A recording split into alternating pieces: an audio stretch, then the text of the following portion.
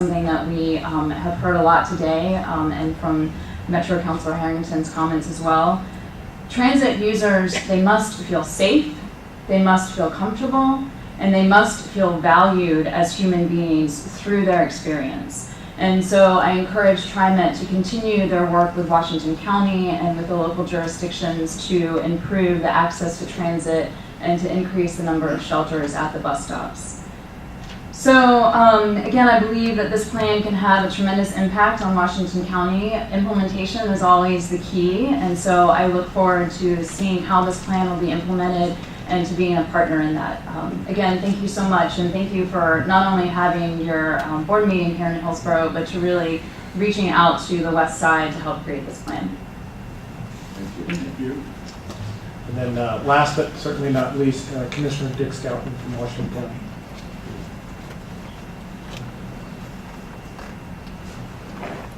Thank you. Thank you for the opportunity to speak. Thank you, Mr. Warner, and everyone on the board. I'm Dick Scouten, and I represent the Beaverton, Cooper Mountain, and Aloha area in Washington County on the Board of Commissioners. Just to be a little bit repetitious, but to echo comments, I do very much support the West Side Service Enhancement Plan. I think it's really been thought through. I can't find fault with it. I think I support all of the concepts there. And I obviously also very much appreciate you coming here today in Washington County. Just a couple of thoughts and maybe a couple of specifics as well. We simply need to have TriMet service and improve TriMet service in the decades going ahead. We really have to work well with you. You need to work well with us. We're going to have 500,000 more people living here. I'm not worried about the people so much as I am about all the cars that could potentially come. We've got to figure out ways to decouple our economic growth from the growth of the automobiles. I think that's already going on.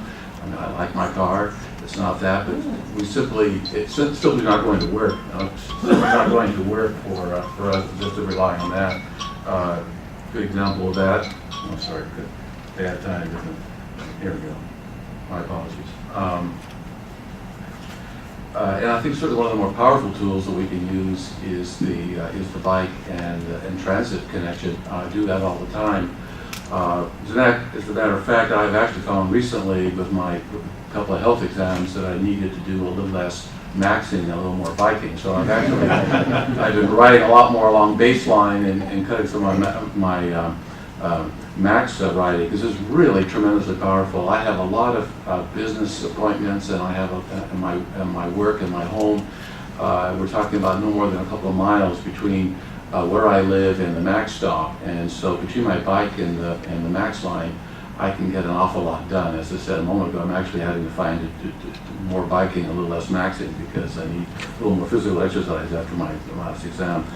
A couple other things. It's really important for the county to work with you as well. I'm very excited the next couple of years in my district, Southwest 198, is going to see significant improvement. We're going to have sidewalks, 5 lanes, and 3 lanes on that road. That's been a 2-lane road, no sidewalks.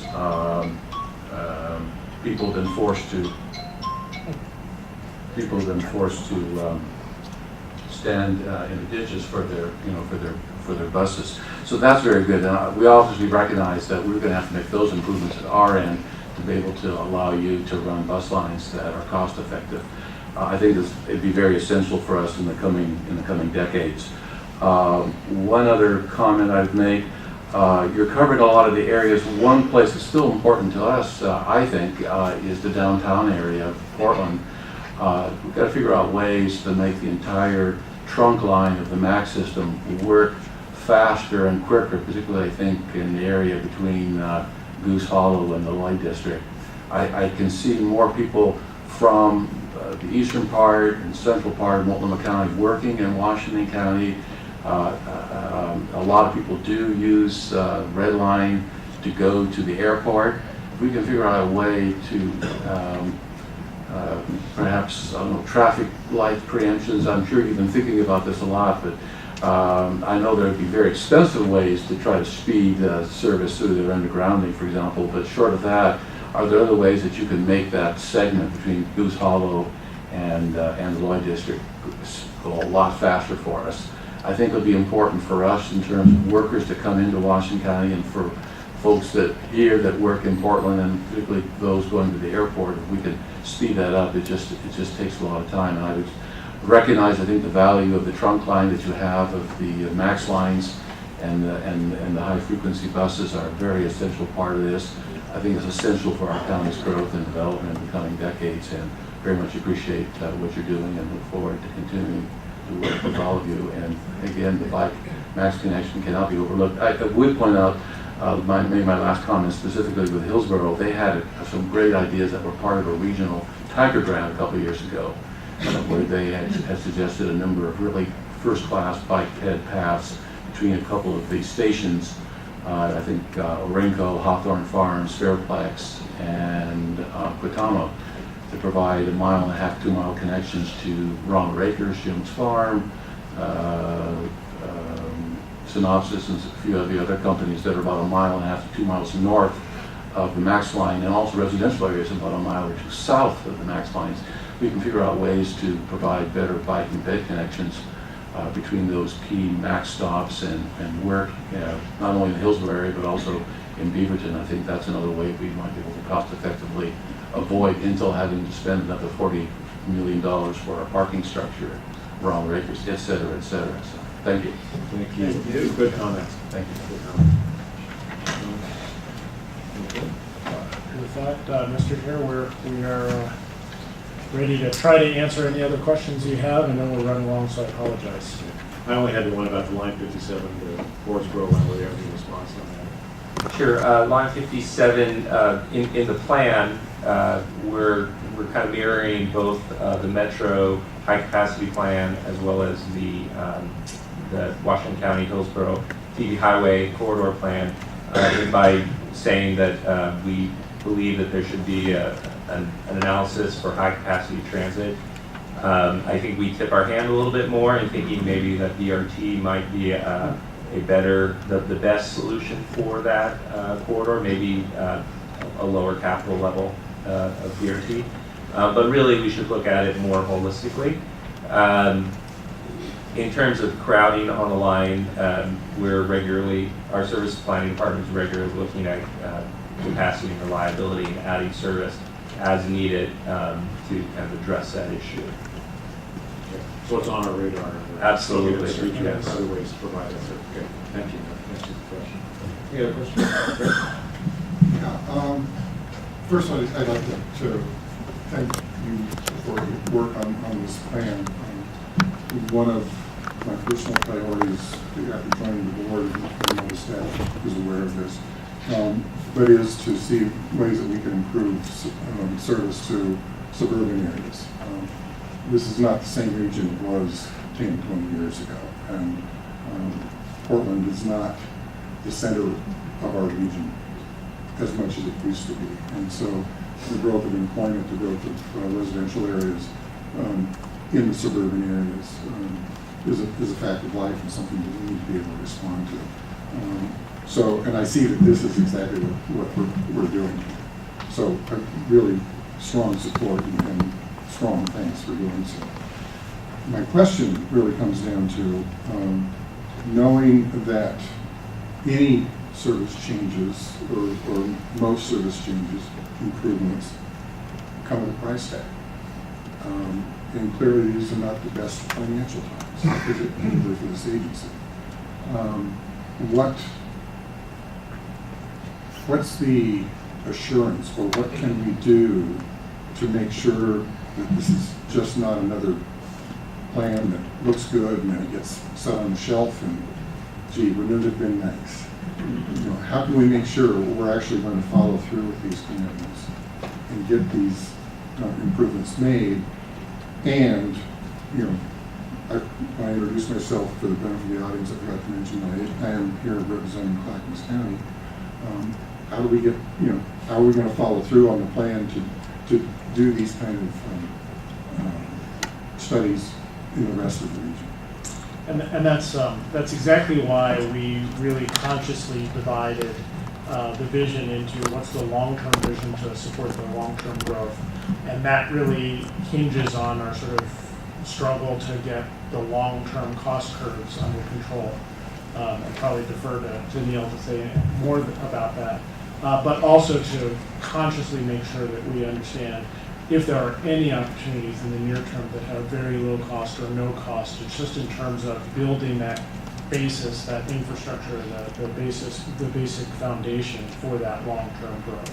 And that's what we're really embarking on in the next couple of years, so that there's something we can do right away to build towards that vision. And then it really is sort of the overall, the agency's struggle to make sure that our cost containment works to be able to give us the space to do that, to do the real vision in the future. One of the things that I personally would like to see, and I think would help with this, is if we could build in a reporting component to this and every other plan.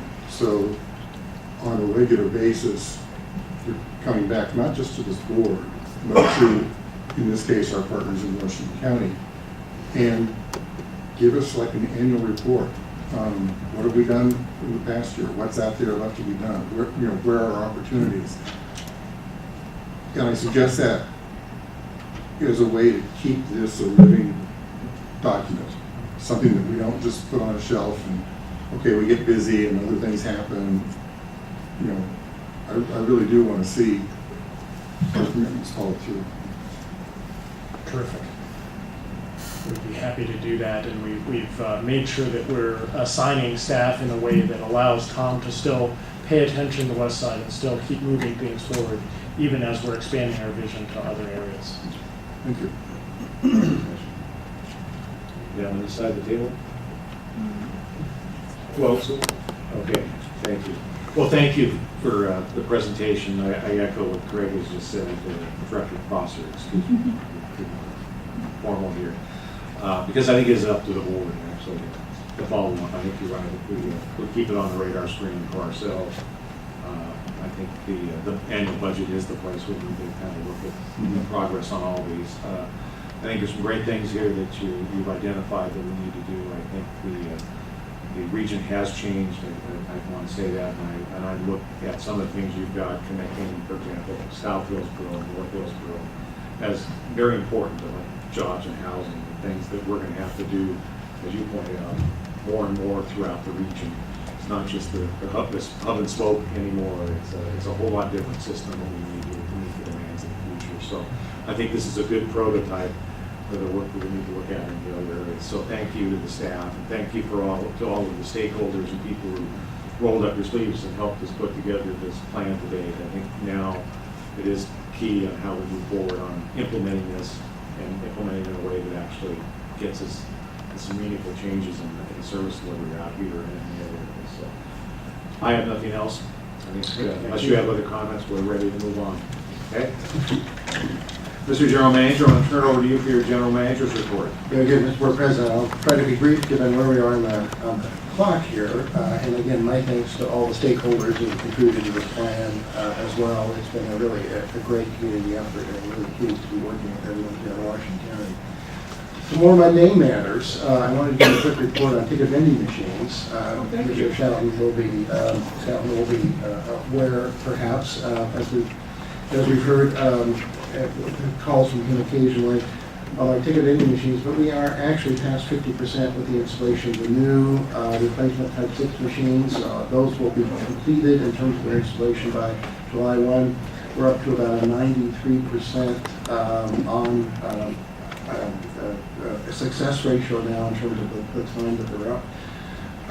And we're continuing to see that. My goal is to get that over 95. We'll see if we can do that, but there's a whole series of other activities we're doing, actually addressing some of the issues with credit cards that we've been seeing, the new credit card security mechanisms and protocols that got even a bit more complicated. So we've been working through that, and actually I have really had very few systemic problems over the last few weeks, so we think we've made some terrific progress on that, but we'll continue to monitor that and keep that close to you, because I know that you continue to listen to us on that issue. Also wanted to just note that we have begun a prototype installation of our ticket printing machines on the buses.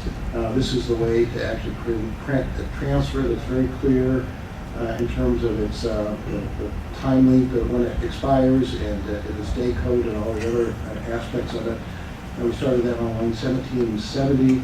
So far, both bus operator and customer acceptance has been very high, up in the 90% in terms of actual approval of this. And what we're doing with this pilot is to sort of, again, make sure that before we take this system-wide, that we've worked out all the bugs and we really understand the implications of it.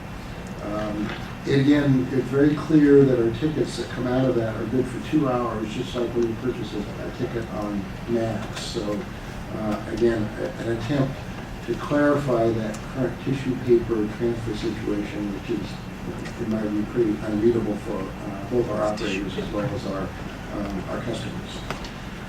I did want to just note to you that we also have a lift fare increase, which is coming up on 1st of April, so actually it's beginning Monday. The lift fare goes up to $2.45. That's based on a schedule that the board approved at an earlier time. We are, again, in a great deal of outreach with our lift customers to make sure that they're aware of that. We have a mailing list of about 375 service organizations. They've all received notices as well. So hopefully all of our customers are well aware of this and that implementation will go smoothly. Finally, we celebrated International Bus Driver Appreciation Day on Monday, March 18th, and this is what I would call an emerging holiday that we're trying to give a little push to. Clearly, our operators have a very difficult job. They often get a lot of thank yous from the customers, but we thought one day to actually to push that as a formal point is a very good idea. We tried to feed our operators at their check-in stations, at the garages, but also I was out on the transit mall and I was able to talk to about 30 different operators.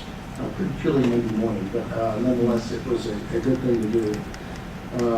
After 22 years here, I still am amazed at the service that they provide and the great job that our operators do. So it's an opportunity to say that once again. So with that, I'd be happy to answer any questions. Mr. Board President, move on. Okay, thank you. Why don't we just move on? The next item is the Committee on Accessible Transportation. CAT Committee is the report. Director Bethel. Thank you, Mr. President. The directors, you do have a copy of the highlights and also the minutes in the package. There's not much more that we want to add to this. Is that two things. One, as the CAT Committee reviewed the Bybee Station, it was great concern, and as with all the stations, about the accessibility issues for them, and particularly the Bybee Station with the elevating of the highway that comes up to get to the top of the bridge and then go down. And then secondly, just want to mention the passing of one of the former CAT members and who attended board meetings as well, which is Michael Levine. Michael moved to California not a few weeks ago. Just want to make mention of that. With that, I'll take any questions that anyone may have around CAT. I have some very thorough minutes, by the way. Okay, thank you. Great, thank you, Dr. Bethel. Appreciate that. Let's move on then to the consent agenda. And I think, as most people know, the items on the consent agenda are considered to be routine and may be approved by the board on one blanket motion. There's two items on the agenda today. That's the approval of the minutes for the February 27th, 2013 meeting, and a resolution 13-03-18 authorizing a contract with Future Integrated Technologies LLC for the purchase of a closed-circuit television cameras. Mr. Board President, I point out there's also a resolution directing that all ordinances be read by. Oh, there is. I'm sorry. There's a third. Thank you. Otherwise, I didn't know that. Yes, thank you very much. So there are three items. Thank you very much, Mr. General Counsel. So there's three items on the consent agenda. I stand corrected. Is there anything that any members of the Board of Directors would like removed from the consent agenda?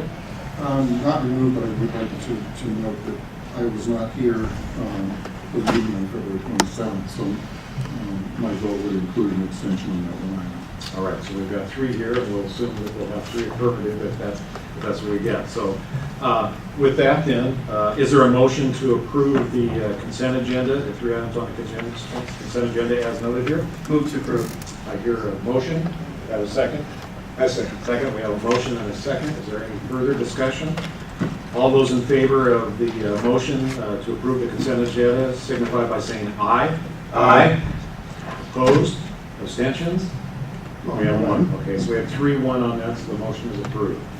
Okay, moving on then, the first resolution that we have is Resolution 13-03-19, which is approving the proposed fiscal year 2013-14 annual budget for submission to the Multnomah County Tax Supervising and Conservation Commission.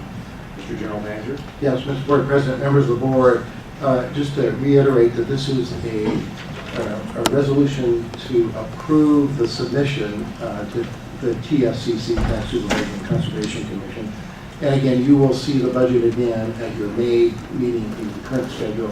And between now and then, there'll be a number of opportunities, including some public open houses and other communication with the community, including our online solicitation of comments. Overall, the fiscal year 14 budget continues to reflect 3 key financial uncertainties that TriMet faces. One, as you well know, is the ability to reach labor contract reform, and particularly in the area of healthcare benefits and costs. And 2 is the federal budget and the unpredictability of Congress. We project, if you will, flat federal revenue related to our budget in the next year, but that continues to be an item that we need to watch carefully. And 3 is obviously and always our biggest issue related to the budget is the growth of the payroll tax revenue over time.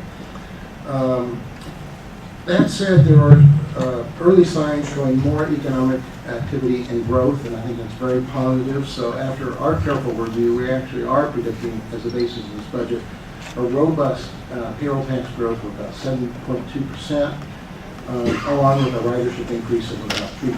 And that, again, is recognizing that the economy is improving.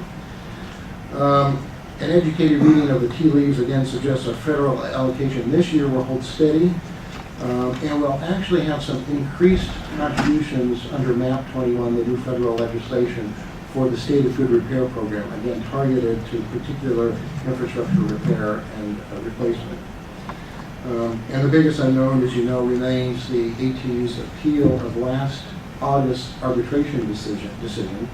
And we have not yet heard from the Employment Relations Board relating their decision on that appeal. So all of this budget is really assumes that August of 2012 arbitration decision is upheld. Should we lose, we would expect to come back with broad budget reductions in all areas in fiscal year 15. So we have a year of stability even in that case. But this window of fiscal stability allows us a budget to, what I say, sort of come back to the basics, to fix what we have and to pay what we owe. And I think it gives riders the stability of no fare increase and no service cuts, and indeed some fixes to service problems that I'll go into here. Related to the fix category, we have improvements in infrastructure. The key one that I want to mention is the increasing pace of bus replacement. So rather than 40 buses, as was in our longer-term forecast for project, we're hoping and proposing in this budget 60 buses. That would be 55 that we currently have on the street, 70 that will begin arriving in May, and another 60 for the next budget year. If we can stay on that schedule by fiscal year 16, we'll be in a position where we are caught up in bus replacement with every bus low floor and every bus air conditioned. Related to fixing service, we have about 1.6 million of additional service improvements in the budget. Those are to fix overcrowded routes. Those are to fix service to new employment areas like the Line 47 here in Washington County, as well as to fix some connections that are important to riders. One area in Washington County I wanted to note was the Line 94, which serves the Tigard-Sherwood area. You may have heard some complaints from some of our riders about connections at the Tigard Transit Center, but our proposal is to actually continue that service, which is very heavily used during the peak hours, but to actually continue that service downtown during the midday which then allows those connections to be more easily made.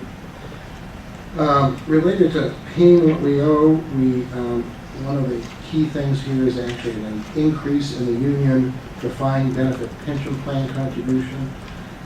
So that's an investment that will be about $4 million more this year. That will ramp up to another $7 million as we make the investment return percentage embedded in the plan a bit more reasonable. And you've also, just to reiterate, line 47, which would serve the Intel Runway Acres campus, and the new Kaiser Hospital, as well as BCC Rock Creek, will, I think, be a very popular line, and so we're improving the service on that. And again, continuing to strengthen the line 48, which we began on Cornell Boulevard here in Washington County. Related to other investments, we've continued the $1.3 million allocated for the low-income fare program. We now call that Access Transit. We also have continued TriMet's 1/3 contribution to the Portland Public Schools, City of Portland, IGA related to the student pass program for Portland high school students. We've added about $1 million to the budget to add 11 bus operators to be able to accommodate the hours of service agreement that we briefed you on previously, that we've worked through with the union. And related to that additional category of federal funds, we have $9.5 million for the State of Good Repair funds. And these will help to really accelerate the Renew the Blue program that we put together some time ago. And it will work toward, a lot of it will go toward vehicle rehabilitation, which actually some of the vehicles purchased for the west side and put in service in 96 and 98 are ready for midlife rehabilitation, and so it will help us with that program, and also some track and station improvements along the Blue Line. So we think that's really important, and as I've often sort of said, those funds are coming to us just in time, given the age of the Blue Line, the original service between, or line between Gresham and downtown Portland. We're also providing funds to refurbish a couple of platform areas and some station finishes, particularly Hollywood, Washington Park, and Sunset Transit Centers as well. The other major part of the budget, of course, is the Portland-Milwaukee project. As you know, 96% of the funding of that project is provided by our federal, state, and local partners.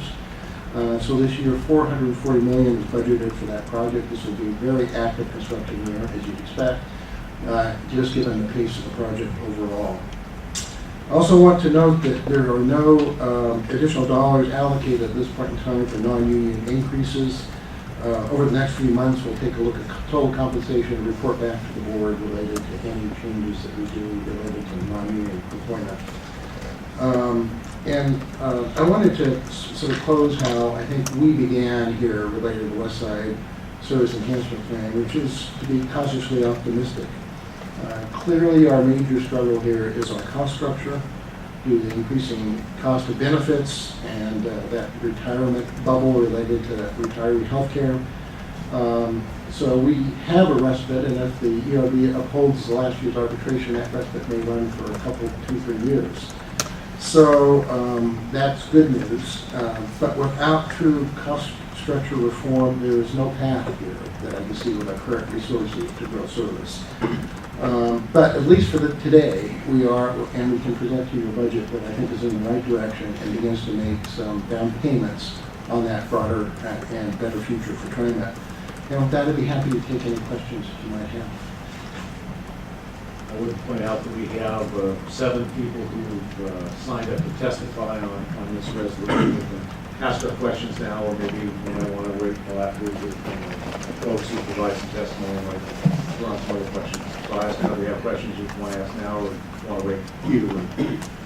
Well, I had a couple. Okay, I had a couple of questions. So go for it. What the professor has, and these are just kind of pulled over last year in regards to some of the hot points that I know I received as I was out in the community. And there are 3 major kind of areas to look at. One's the contingency, one is the ending fund balance, and the other is debt service. And the questions aren't going to be specific; they're just going to be more for the overview for the board and the folks that are in attendance. But those are three areas that I can remember we had a lot of discussion over.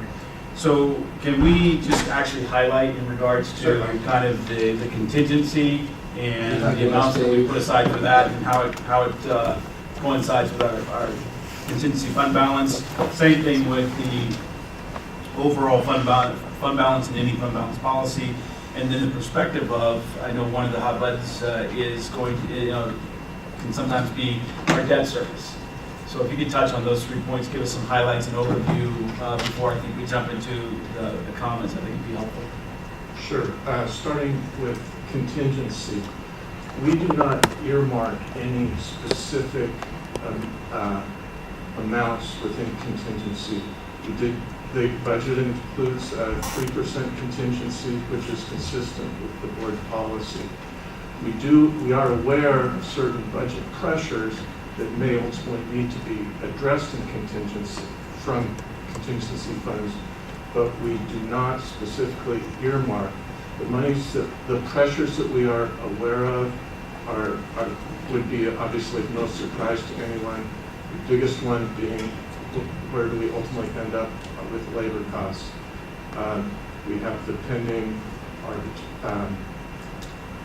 unfair labor practice decision and upcoming negotiations. Obviously, that could potentially, if we were to lose in the ULP, we would have to look to contingency to fund those additional costs. We're not able to quantify that accurately at this point, and so that's why it's in contingency.